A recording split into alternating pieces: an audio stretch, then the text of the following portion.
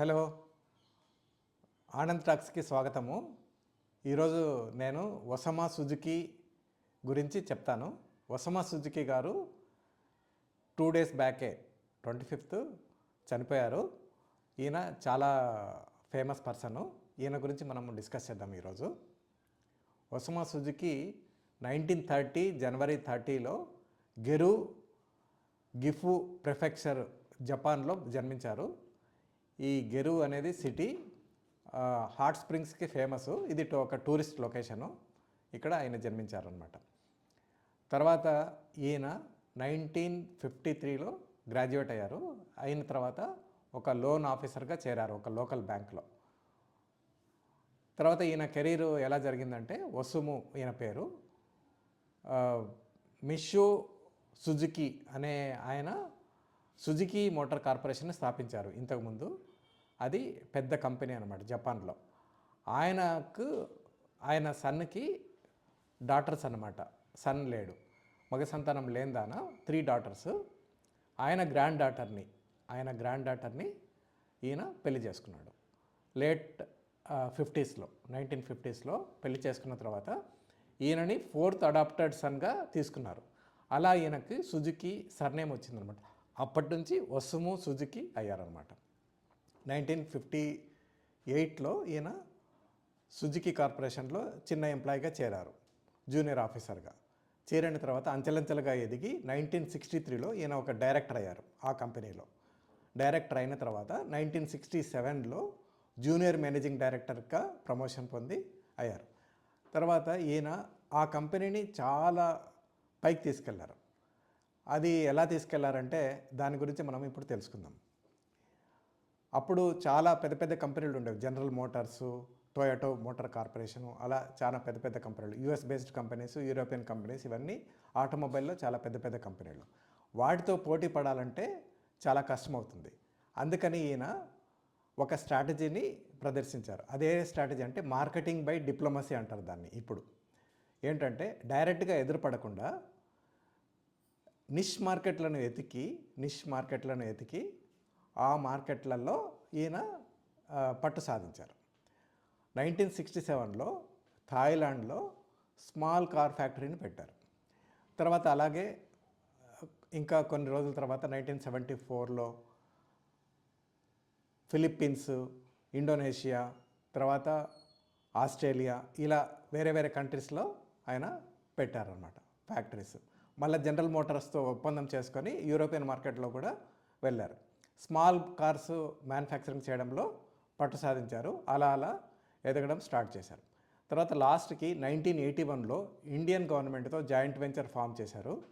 అదే మారుతి సుజుకి. దాని గురించి మళ్ళీ నేను వివరంగా చెప్తాను. 1982లో పాకిస్తాన్లో కూడా ఫ్యాక్టరీ పెట్టారు. ఇలా పాకిస్తాను, ఇండియన్ మార్కెట్లలో ఆయన ఇన్వెస్ట్మెంట్ చేశారు. ఇండియన్ మార్కెట్లో ఇన్వెస్ట్మెంట్ చేయడము అది చాలా పెద్ద గ్రోత్కు దారితీసింది. ఇప్పుడు మారుతి సుజుకి చాలా పెద్ద కంపెనీ అనమాట. సుజుకి మోటార్ కార్పొరేషన్లో అతిపెద్ద ఫ్యాక్టరీ అంటే మారుతి సుజుకి అని చెప్పుకోవచ్చు. ఇలా ఈయన చేశారు. ఇప్పుడు సుజుకి మోటార్ కార్పొరేషను 30 కంట్రీస్లో 61 ఫ్యాక్టరీస్ ఉన్నాయి. 190 కంట్రీస్లో వాళ్ళు సప్లై చేస్తున్నారు ఆటోమొబైల్స్ అమ్ముతున్నారు. అతిపెద్ద ఆటోమొబైల్ కంపెనీలలో ఇది ఒకటి. కానీ వీళ్ళు స్మాల్ కార్స్లో పట్టు సాధించారు. స్మాల్ కార్స్ సేల్ చేయడంలో పట్టు సాధించారు. డైరెక్ట్గా పెద్ద పెద్ద కార్లు అమ్మారనమాట. మామూలుగా ఈ మార్కెట్ను సాధించారనమాట. ఈయన చాలా యాక్టివ్ పర్సను. 90 yearsలో కూడా ఒక ఇంటర్వ్యూలో 2020లో ఇచ్చిన ఇంటర్వ్యూలో ఆయన చెప్పాడు 47 times హీ ప్లేడ్ గోల్ఫ్. అంటే అంత చురుగ్గా ఉండేవాడు అనమాట. ఈ మధ్యనే 3 days బ్యాక్ ఆయన చనిపోయారు. ఈయనకి ఇండియన్ గవర్నమెంట్ పద్మవిభూషణ్ ఇచ్చింది. అలాగే పాకిస్తాన్ గవర్నమెంట్ కూడా హైయెస్ట్ సివిలియన్ అవార్డు ఇచ్చింది. ఇది ఒసామా సుజుకి గురించి విశేషాలు. ఈయన కాస్ట్ కాన్షియస్, చాలా సేవ్ చేయాలి, అలా దురుపయోగం చేయకూడదు, ఎక్కడెక్కడ కాస్ట్లు సేవ్ చేయాలన్నో అవన్నీ ఆలోచించేవాడు. ఒకసారి ఫ్యాక్టరీ విజిట్లో వెళ్ళినప్పుడు మారుతి ఫ్యాక్టరీలో ఆయన 200 పైన ప్లేసెస్లో ఎక్కువ బల్బులు ఉండడం గమనించాడు. అది మేనేజ్మెంట్ దృష్టికి తీసుకొచ్చి 1900 బల్బ్స్ తీపిచ్చేశాడట. అంటే $40,000 సంవత్సరానికి ఎలక్ట్రిసిటీ ఖర్చులో సేవ్ చేశారు. ఇలాంటివి చిన్న చిన్నవి ఉన్నాయి ఈయన విశేషాలలో. ఈయన 1971 తర్వాత సీనియర్ లీడర్ అయిపోయారు. ప్రెసిడెంట్ అండ్ చీఫ్ ఎగ్జిక్యూటివ్ ఆఫీసర్గా సుజుకి మోటార్ కార్పొరేషన్లో పనిచేశారు. 2023 వరకు ఈయన అదే పోస్ట్లో కొనసాగారు. 40 years హీ వర్క్డ్. 2023 నుంచి ఆయన అడ్వైజర్గా రోలు మార్చుకున్నారు. గ్లోబల్ ఆటోమొబైల్ కంపెనీలలో అన్ని డెకేడ్స్, ఆల్మోస్ట్ 4 డెకేడ్స్ లీడర్షిప్ రోల్ను చేసిన వాళ్ళలో ఈయన ఒకడు. ఇది ఒసుము సుజుకి గురించిన విశేషాలు. ఇప్పుడు మనము మారుతి ఉద్యోగ్ స్టోరీ గురించి కొంచెం తెలుసుకుందాం. ఎందుకంటే Maruti Udyog dominant car manufacturer in India అనమాట. ఇప్పుడు మారుతి ఉద్యోగ్ ఎలా స్టార్ట్ అయింది, ఏమి దాని విశేషాలు ఇప్పుడు నేను కొంచెం చెప్తాను. 1971లో ఇందిరాగాంధీ గారు ప్రధానమంత్రిగా ఉన్నారు. 1971లో ఆమె క్యాబినెట్ మీటింగ్లో వాళ్ళు ఇండియాకి పీపుల్స్ కారు ఒకటి మ్యానుఫ్యాక్చర్ చేయాలి, మిడిల్ క్లాస్ సర్వ్ చేసేదానికని డిసైడ్ చేసుకున్నారు. అది డిస్కస్ చేశారు మీటింగ్లో. అప్పుడు జూన్ 1971లో మారుతి మోటార్స్ లిమిటెడ్ అని ఒక కంపెనీ యాక్ట్ కింద రిజిస్టర్ చేశారు. దానికి సంజయ్ గాంధీ, ఇందిరాగాంధీ కొడుకు అనమాట, సంజయ్ గాంధీని మేనేజింగ్ డైరెక్టర్గా నియమించారు. అప్పుడు సంజయ్ గాంధీ వయసు 25 years. 1946లో సంజయ్ గాంధీ గారు జన్మించారు. దానికి చాలా క్రిటిసిజం వచ్చిందనమాట. ఏంటి క్రిటిసిజము? ఆయనకు ఏమి ఎక్స్పీరియన్స్ ఉంది, ఏమి ఎక్స్పీరియన్స్ లేదు, ఆయన ఎందుకు పెట్టారు మేనేజింగ్ డైరెక్టర్గా, అలా క్రిటిసిజం వచ్చిందనమాట. కానీ ఏమైందంటే ఆ టైంలో 1971లో ఇండియా పాకిస్తాన్ వార్ జరిగింది. మళ్ళీ బంగ్లాదేశ్ ఫామ్ అయిందనమాట. బంగ్లాదేశ్ అంటే ఈస్ట్ పాకిస్తాన్ అనేవాళ్ళు. అప్పుడు ఈస్ట్ పాకిస్తాన్, వెస్ట్ పాకిస్తాన్ అని 2 కంట్రీలు ఉండేవి. అవి బంగ్లాదేశ్ని రిపబ్లిక్గా చేసేదానికి ఇండియా తోడ్పడింది. ఇండియా పాకిస్తాన్ వార్లో ఇండియా హెల్ప్ చేసింది. పాకిస్తాన్ డిఫీట్ అయింది. తర్వాత బంగ్లాదేశ్ ఫామ్ అయిందనమాట. అప్పుడు ఇందిరాగాంధీ గారికి చాలా మంచి పేరు వచ్చిందనమాట. పబ్లిక్ ఒపీనియన్ కొంచెం షిఫ్ట్ అయింది. తర్వాత 1972-74 ఇప్పుడు మారుతి విషయానికి వస్తే 1971లో 297 acres అంటే 300 acres almost 12,000 rupees per acre చొప్పున సంజయ్ గాంధీ గారు పర్చేజ్ చేశారు గురుగ్రామ్లో. ఇప్పుడు ప్రస్తుతం, అప్పుడు గురుగాం అనేవాళ్ళు, అక్కడ 297 acres కొన్నారు మారుతి ఫ్యాక్టరీ కోసమని. చాలా హార్డ్ వర్క్ చేశాడు సంజయ్ గాంధీ గారు, సందేహం లేదు. 1972లో ఒక ప్రోటోటైప్ కార్ తయారు చేశాడు. సంజయ్ గాంధీ గారికి కార్లన్నా, స్పోర్ట్స్ కార్ అన్నా చాలా ఉత్సాహం ఉండేది, ఇంట్రెస్ట్ ఉండేది. 1967లోనే ఆయన Rolls Royce manufacturing company Britain అక్కడ పోయి 3 years ఇంటర్న్షిప్ చేశారు. అక్కడ అప్రెంటిస్షిప్గా పనిచేసి వచ్చారు. ఆ ఎక్స్పీరియన్స్ ఉంది. 1972లో ప్రోటోటైప్ వెహికల్ చేశారు. దీనికి ట్రయంఫ్ మోటార్స్, అది 2-wheeler ఉంది కదా మోటార్ సైకిల్, దాని ఇంజిన్ పెట్టారు. చేసేసి సంజయ్ గాంధీ స్వయంగా తన గ్యారేజ్లో చేశారు. ఈ ప్రోటోటైప్ వెహికల్ 1973 టెస్టింగ్కి వెళ్ళింది. అహ్మద్నగర్లో వెహికల్ రీసెర్చ్ ఫ్యాక్టరీ ఉండేది, వెహికల్ రీసెర్చ్ ఆర్గనైజేషను. దాంట్లో రోడ్ టెస్ట్లో అది ఫెయిల్ అయిందనమాట. అయినా కానీ 1974లో మారుతి మోటార్స్కి 50,000 vehicles మ్యానుఫ్యాక్చర్ చేసేదానికి అప్రూవల్ వచ్చిందనమాట. అది ఇండస్ట్రియల్ లైసెన్స్ వచ్చింది. అప్పుడు లైసెన్సింగ్ విధానం ఉండేది. దానివల్ల 1975-77 పీరియడ్లో మనకు ఎమర్జెన్సీ తెలుసు, ఎమర్జెన్సీ ఉండింది.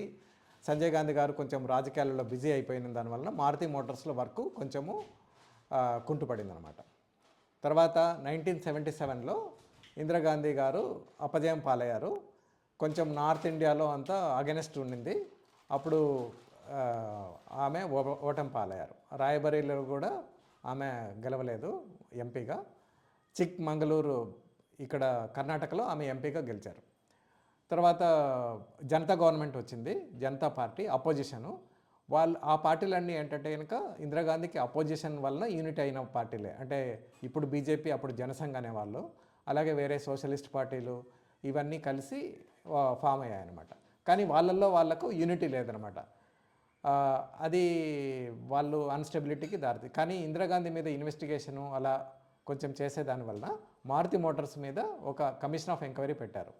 జస్టిస్ చంద్రకాంత్ గుప్తా కమిటీ ఆధ్వర్యంలో ఒక ఇన్వెస్టిగేషన్ పెట్టారు, కమిషన్ ఆఫ్ ఎంక్వైరీ. ఆ కమిషను ఇన్వెస్టిగేషన్ చేసి సాక్షులందరినీ పిలిచి అన్నీ ఆలోచించిన తర్వాత చాలా నెగిటివ్ రిపోర్ట్ ఇచ్చింది మారుతి మోటార్స్ లిమిటెడ్ మీద. 1979లో దీన్ని వైండప్ చేసేసేయాలనేసి తీర్పిచ్చింది ఆ కోర్టు రికమెండేషన్లో. తర్వాత చాలా సంజయ్ గాంధీ మీద చాలా ఆరోపణలు వచ్చాయి. ఇందిరాగాంధీ మీద అంత ఆరోపణలు లేవు. ఇందిరాగాంధీ మెంబర్ ఆఫ్ పార్లమెంట్ కావడం వల్ల పార్లమెంట్ డెసిషన్ తీసుకోవాలన్నట్లు చెప్పారు. సంజయ్ గాంధీ మీద ఎసెన్షియల్ కమోడిటీస్ యాక్టు, తర్వాత బ్రీచ్ ఆఫ్ ట్రస్ట్ అన్న యాక్ట్స్ ఉల్లంఘించారని చెప్పారు. ఏంటంటే ఎసెన్షియల్ కమోడిటీస్ యాక్ట్ అంటే ఆయన సిమెంటు, స్టీలు, కోలు ఇలాంటివన్నీ అప్రూవల్ తీసుకొని బ్లాక్ మార్కెట్లో అమ్మారని, అలా సిల్లీ అనమాట. కానీ దానికి 7 years శిక్ష పడుతుంది. కానీ అప్పుడు అడ్వకేట్స్ ఏం ఫీల్ అయ్యారంటే ఇంకా టైం బార్ అయిపోయిన దానివల్ల ఇవి నిలబడవు అని అనుకున్నారు. తర్వాత మళ్ళీ 1980లో మొరార్జీ దేశాయ్ గవర్నమెంట్ పడిపోయింది. తర్వాత చరణ్ సింగ్ గారు ప్రైమ్ మినిస్టర్ అయ్యారు. ఇందిరాగాంధీ గారు బయట నుంచి సపోర్ట్ ఇచ్చారు చరణ్ సింగ్కి. ఆమె విత్డ్రా చేసుకుంటేనే అపోజిషన్ గవర్నమెంట్ పడిపోయింది. నీలం సంజీవ్ రెడ్డి గారు ప్రెసిడెంట్గా ఉన్నారు అప్పుడు. ఆయన డిస్మిస్ చేశారు, పార్లమెంట్ని డిజల్యూట్ చేశారు. తర్వాత మళ్ళీ ఫ్రెష్ ఎలక్షన్స్ 1980లో కండక్ట్ చేశారు. ఆ ఎలక్షన్స్లో ఇందిరాగాంధీ గారు విజయం సాధించారు. అన్ఫార్చునేట్లీ 1980లో ఒక విమాన దుర్ఘటనలో సంజయ్ గాంధీ గారు మరణించారు. 1981లో ఇందిరాగాంధీ గారు మళ్ళీ ఈ కార్ ప్రాజెక్ట్ను రివైవ్ చేయాలని తలచారు. ఆమె సంజయ్ గాంధీ డ్రీమ్ను ఫుల్ఫిల్ చేయాలని అరుణ్ నెహ్రూను నియమించారు. అరుణ్ నెహ్రూకు బాధ్యతలను అప్పగించారు. ఇండియన్ మిడిల్ క్లాస్కి ఒక పీపుల్స్ కార్ని డిజైన్ చేసి దాన్ని ముందుకు తీసుకొని సక్సెస్ చేయాలి అని చెప్పారు. అరుణ్ నెహ్రూ గారు అప్పటికే వోక్స్ వ్యాగన్ కంపెనీని సంప్రదించారు అంతకుముందు సంజయ్ గాంధీ గారు. అలాగే వోక్స్ వ్యాగన్ని అడిగారు వీళ్ళు. వోక్స్ వ్యాగన్ బీటిల్ కార్ అని ఒకటి ఉండేది, చిన్న కారు. అది చాలా సక్సెస్ అయిందనమాట వేరే దేశాలలో. దాని టైప్లో ఒక మోడల్ సమర్పించాలని అడిగారు. అలాగే సుజుకి మోటార్ కార్పొరేషన్ కూడా సంప్రదించారు 1981లో. ఆ టైంలో సుజుకి మోటార్ కార్పొరేషన్కి అప్పుడు ఒసము సుజుకి గారు చైర్మన్గా ఉన్నారు. వాళ్ళ సారథ్యంలో వాళ్ళకి తెలిసింది ఇండియన్ గవర్నమెంట్ వోక్స్ వ్యాగన్ కూడా అడిగింది అని. వాళ్ళు శరవేగంతో చాలా ఫాస్ట్గా వోక్స్ వ్యాగన్ నుంచి పోటీ తట్టుకొని నిలబడాలని ఒక ప్రోటోటైప్ మోడల్, ఆల్రెడీ సక్సెస్ అయిన మోడల్, జపాన్లో, ఈస్ట్ ఆసియన్ కంట్రీస్లో సక్సెస్ అయిన మోడల్ని సమర్పించారు. ఆ మోడల్ పేరు 796 మోడల్ అనమాట. అది అప్రూవ్ అయింది, ఇండియన్ గవర్నమెంట్ అప్రూవ్ చేసింది. ఇండియన్ గవర్నమెంట్ సుజుకి మోటార్ కార్పొరేషన్కి 40% ఈక్విటీ ఆఫర్ చేసింది. కానీ సుజుకి మోటార్ కార్పొరేషన్ అంత రిస్క్ తీసుకోవడము ఇష్టం లేక, మళ్ళీ ఇంకొకటి ఫండ్స్ కన్స్టెంట్స్ కూడా ఉండడం వల్ల 20% ఈక్విటీ తీసుకుంటామని చెప్పారు. 26% ఈక్విటీ సుజుకి మోటార్ కార్పొరేషను, మళ్ళీ యూనియన్ గవర్నమెంట్ మిగతా 74% ఈక్విటీ. అలా మారుతి ఉద్యోగ్ లిమిటెడ్ స్థాపించబడమైంది.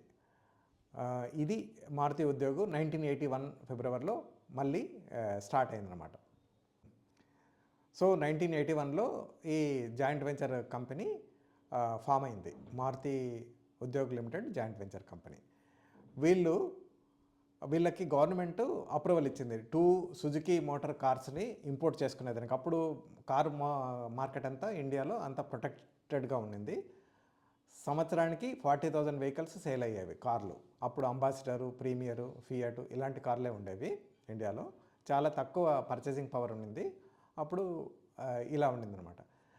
గవర్నమెంట్కి డౌట్ ఉండిందనమాట, అసలు కార్లు సేల్ అవుతాయో లేదో, ఇన్ని కార్లు ప్రొడక్షన్ చేస్తాయని ఆ డౌట్ ఉండింది. ఫైనల్గా 1983 డిసెంబర్లో మారుతి 800 లాంచ్ చేశారు.